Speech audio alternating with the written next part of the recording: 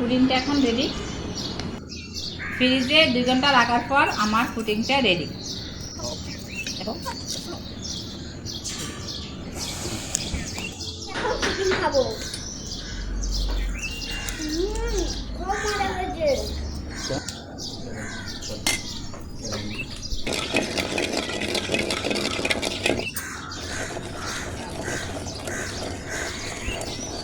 আমার জন্য আম এবং ডিম দিয়ে পুডিং তৈরি করা হচ্ছে।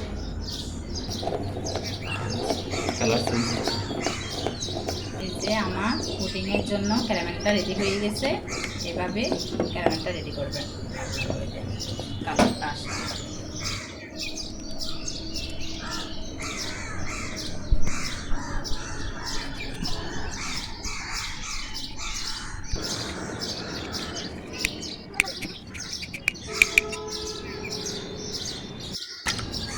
চামচ চিনি ব্যবহার করতে আপনারা চাইলে যার যার টেস্ট অনুযায়ী ব্যবহার করতে পারেন।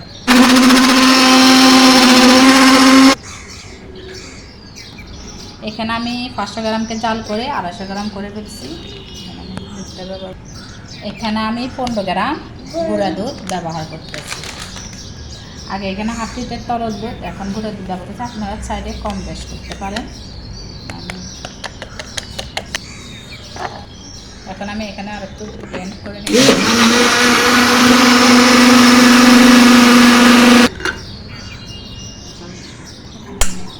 দিচ্ছি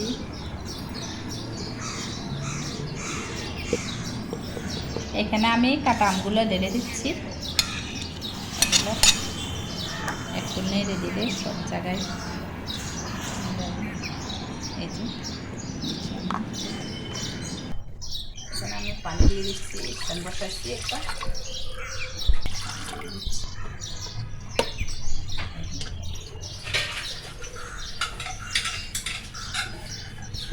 এখন আমি 33 মিনিটের জন্য ঢাকনা দিয়ে রেখে দিচ্ছি। ঢাকনাটা আমি অফ করে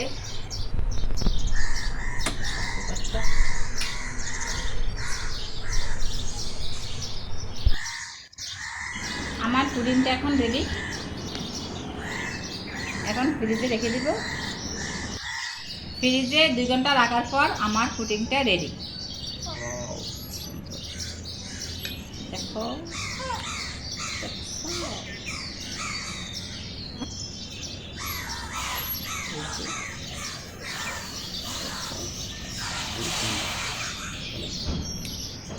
খুবই সুন্দর হয়েছে আমের পুডিং, খেতে অনেক মজা।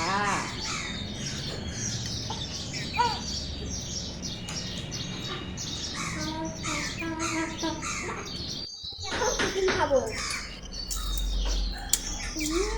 খুব মজা হয়েছে। কেমন আছে? খুব ভালো।